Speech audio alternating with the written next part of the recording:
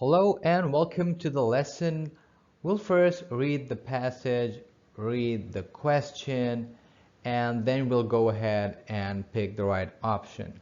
Okay, so the question here reads, which one of the following, right? So the options that follow, which one of the following uses flawed reasoning that most closely resembles the flawed reasoning used in the argument above?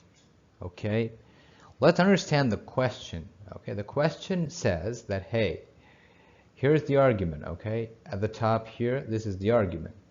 It says that there is a flaw. There is a flawed reasoning used in the argument here. Okay, and it says that there is a flawed reasoning, okay, in one of the options.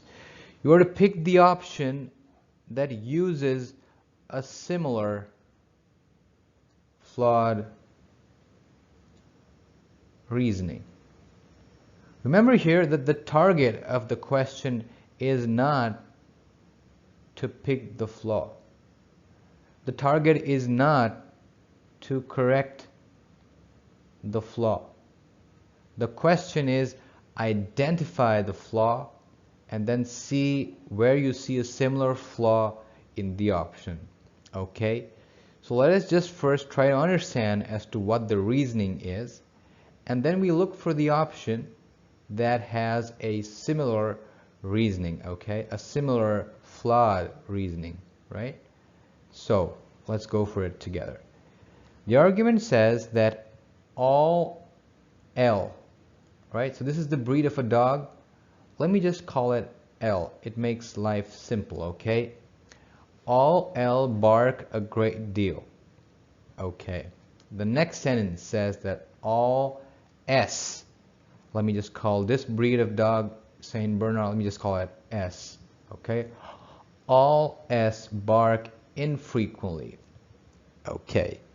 Next line says that each of Ronnie's dogs, let me just call her R, each of R's dogs is a cross between an L and an S. Therefore, R's dogs are moderate barkers. So what is the pattern of argumentation in here? The pattern is that it says that all L, okay, all L bark a lot, okay, and then it says that all S do the opposite, right? So they bark less, okay? So you can kind of think of it as bark more or bark a lot, okay? So you can see here that, and then it says that the dogs, the Ronnie's dogs, are a cross. So you cross them out, which means that you get a cross between these. And it says that the cross between these barks moderately. Okay, so this is the argument. Okay, now once you've understood this argument structure, okay, you know that your answer, the right answer amongst the options, has to have this structure, okay? So now that we've understood this, let us go and look at the options.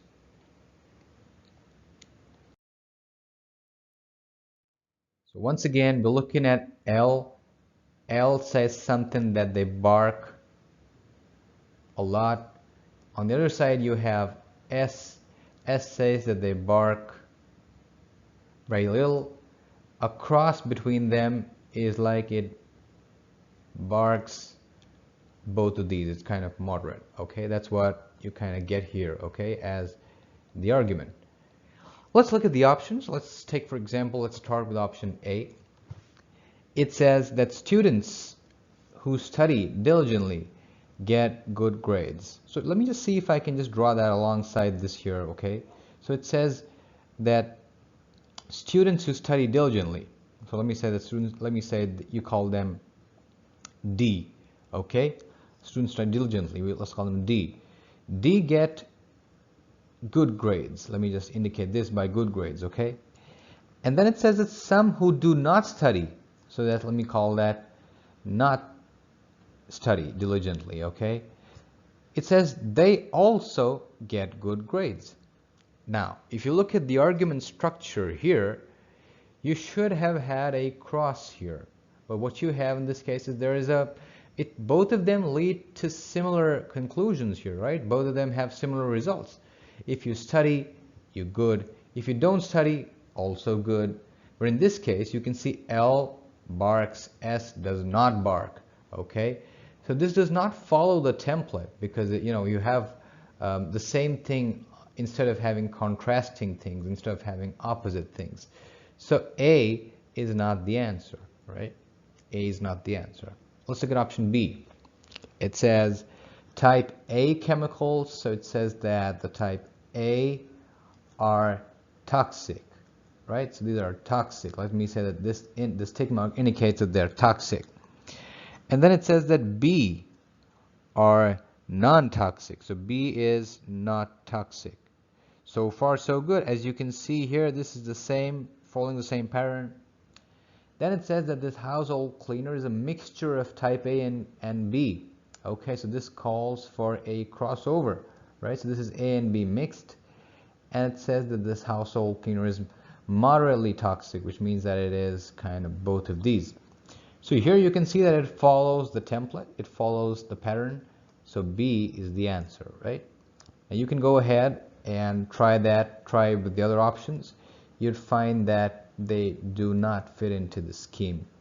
Right, so we're done with the question. The answer is B.